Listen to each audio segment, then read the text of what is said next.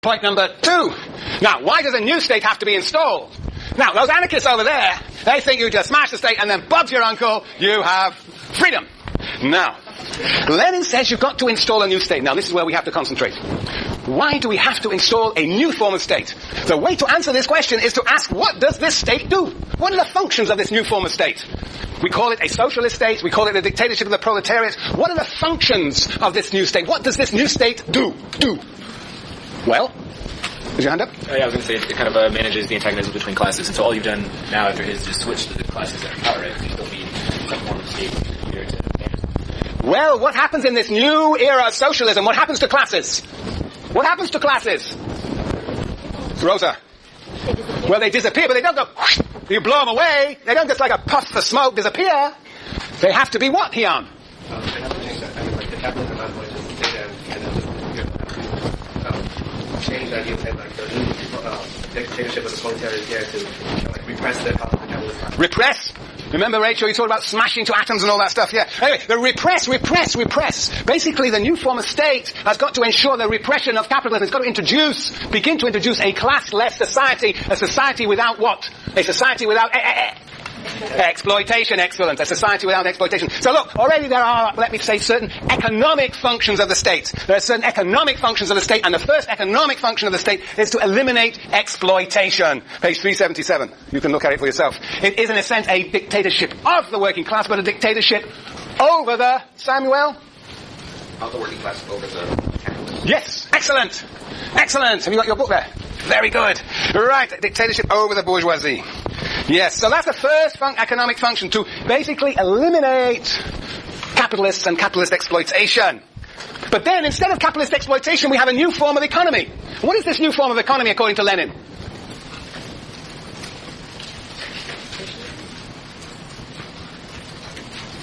Annie?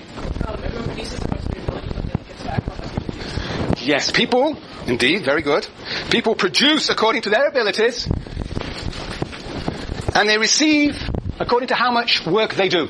How many hours and with how much skill. So there is still, what? Inequality. There's still inequality. That's the incentive system, reward system. So people are still rewarded according to how much work they do. What Lenin calls the continuity of certain bourgeois rights. Certain inequalities will continue. And people will be rewarded according to, well, we'll see there's some exceptions to this, but will be recorded according to their work. And he says on page 376, 377, and 378. Right, but that is their incentive system, Annie. But I want to know, what is the way the economy is organized? We no longer have markets. Instead we have Bridget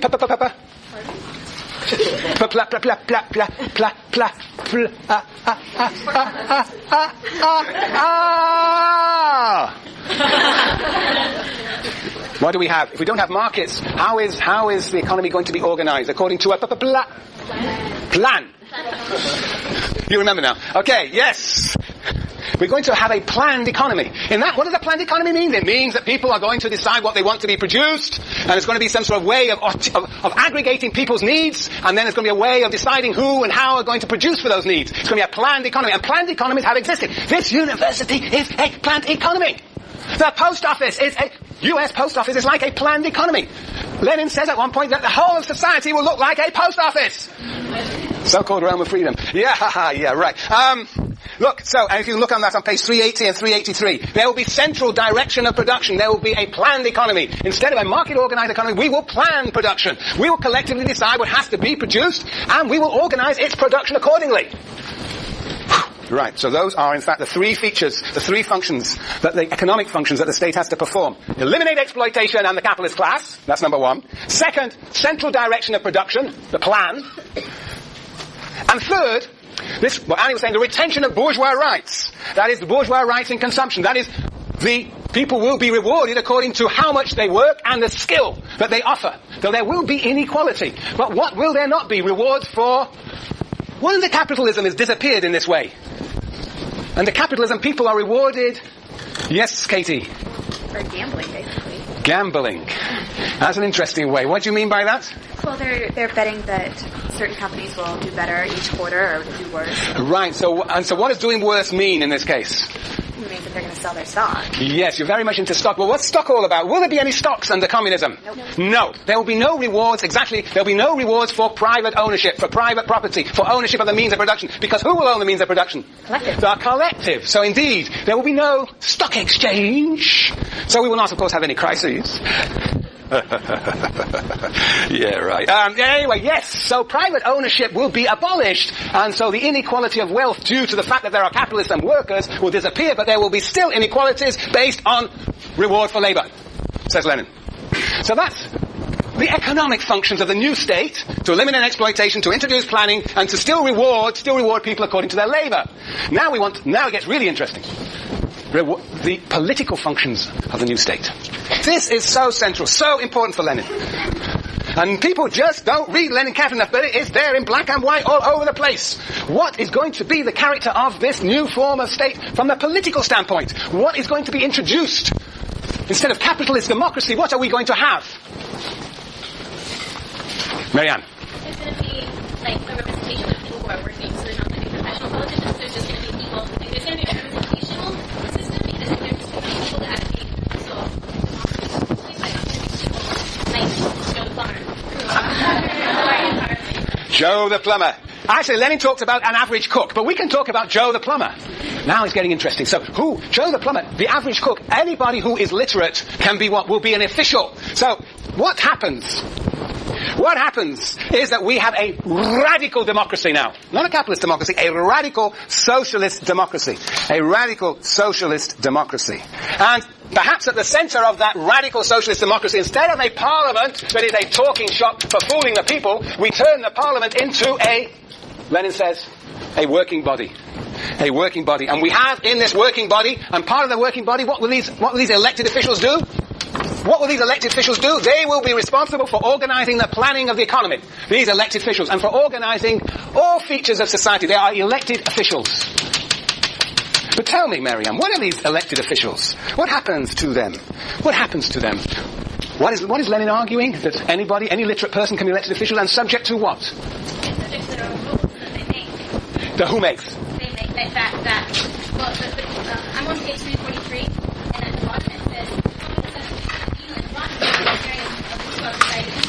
freedom of opinion and discussion does not generate deception. The parliamentarians themselves have to work, have to execute their own law, and have themselves test the results achieved in reality. Right.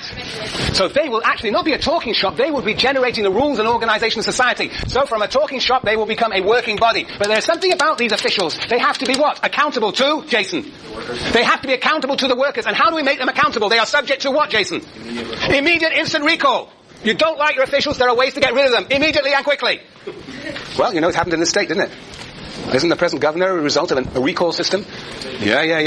Anyway, the point is that these elected officials will be subject to instant recall. What are the other features of this radical democracy? Elected features instead of a parliament. What are the other features? Come on. Yes, who are you? Aaron. Aaron will do for me. And for you, I hope. They get a working man's wage? These elected officials get a working man's wage, an average working man's wage. Why is that important, Aaron? So that they don't receive any privilege? And if they get privilege, what do they want? If they get privilege, if they get perks, then they will want to what? Hang on, won't they, Karen? They want to stay in that position. So the idea is that they have no real interest in maintaining their position as elected officials. They do not get perks. They only receive an average work person's wage. Excellent. And they're also subject to instant recall. We'll see how many people will volunteer for this job. But let us continue. What else do we know about this radical democracy? What happens to the coercive apparatus of the state?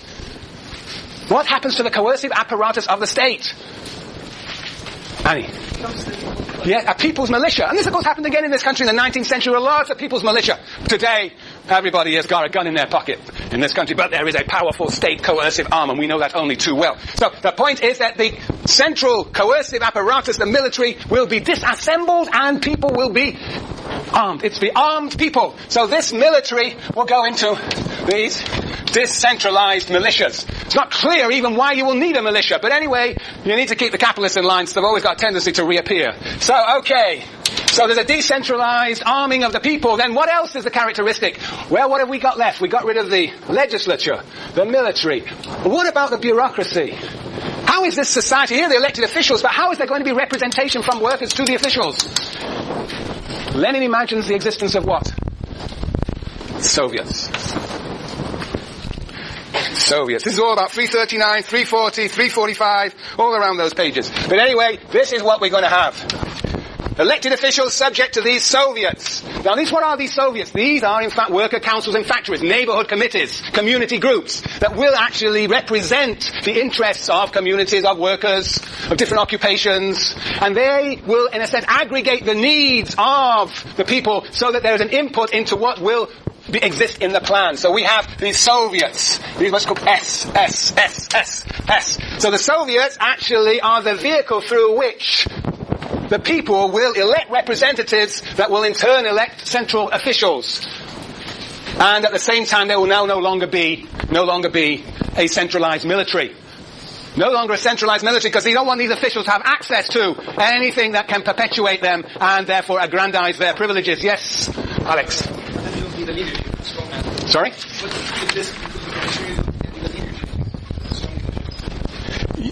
Yes. Well, no, the leadership in the sense that exactly how the party will orchestrate this is not clear. But yes, there's leadership doesn't seem to really be part of the project here. You're absolutely right. You're absolutely right, Neil. The instruction of the armed body of men from the state didn't imply that everyone would follow the law, or that they'll... Well, that's right. Now, Lenin has a wonderful passage about this following of the law. Ah, yes, let me see if I can find it quickly. Oh, yes. 339, 375. Oh, 339. Nope. Oh, he's got a great passage where he says that basically people will make quite sure spontaneously that people follow the law, just as today we make quite sure that women are not harassed by men. Anybody? 375. Thank you, Aaron. Thank you very much. You get 2 stars for that. Not even a BB. 375. I'm going to read it to you. Hang on. I've got 2 minutes. Very wonderful passage here. Lastly, only communism makes the state absolutely unnecessary, for there is nobody to be suppressed, nobody in the sense of a class. We're talking now about communism, not socialism, but it doesn't matter, we get the right idea because socialism will evolve into communism. Then he says, we are not utopians, haha. Now you have to be suspicious. When somebody says they're not something, you wonder whether they really are. We are not utopians and do not in the least deny the possibility and inevitability of excesses on the part of the individual persons or the need to stop such excesses. In the first place, however, no special machine, no special apparatus of suppression is needed for this. This will be done by the armed people themselves as simply and as readily as any crowd of civilized people, even in modern society, interferes to put stop to a scuffle or to prevent a woman from being assaulted. That is a very problematic paragraph, and I want you to think about it. Today is Thursday, you've got a whole weekend to think about it. Let me tell you where I have to relax. I got an extra minute. I get credit here. I also get extra credit. Yes. Look, where are we? It's very important. We are here. We have just said that why is there a new state? Because the new state has to perform certain economic functions, the end of exploitation, central planning and reward according to labour, but equally important, it has to install a new form of democracy, a radical democracy, a workers' democracy, a people's democracy, in which we have the decentralisation of the military, in which the Parliament is turned from a talking shop into these working bodies, the Soviets, and in which the bureaucracy becomes now run by elected officials that receive average work person's wage and subject to instant recall. Now, why is it so important? Why? Now, you have to answer this question. Sit down, relax. The question is, why is this radical democracy so important? Why is it so important? Why is it important to have this radical democracy? Why is Lenin terrified? What is Lenin terrified of? Don't strike on me now, otherwise the sheriff will come in. Civil war? Well, it's civil war. No, well, maybe. Well, yes, Katie? It needs to clean up the muck of ages. Yes, it's cleaning up the muck of ages, but there's something in particular that Lenin is absolutely terrified of, Neil. Terrified of the chaos of Bob's your uncle. Doesn't he need to kind of step down? Yes, that is why we need a transitional state. But why the radical democracy? Why the radical democracy? Matthew? Is he afraid of barbarism? Well, you might say he's afraid of barbarism. No, he's afraid of, yes, Kristen. Capitalism? The return of capitalism, not quite, but the return of something. Yes, Ian. Is he afraid of the capitalist class? Yes, he's afraid, well, not necessarily of a capitalist class, but of a what? Of a new class. A new dominant class. And what would be the basis of a new dominant class? What would be the basis of a new dominant class in this system? Hands up. What would be the basis of a new dominant class? Where might a new dominant class appear in this system? The elected officials. He's terrified that these people will form a new class. A new class. And that's just what happened. Read and reread Lenin and we'll discuss communism and then ransack the whole thing. Think about the elections.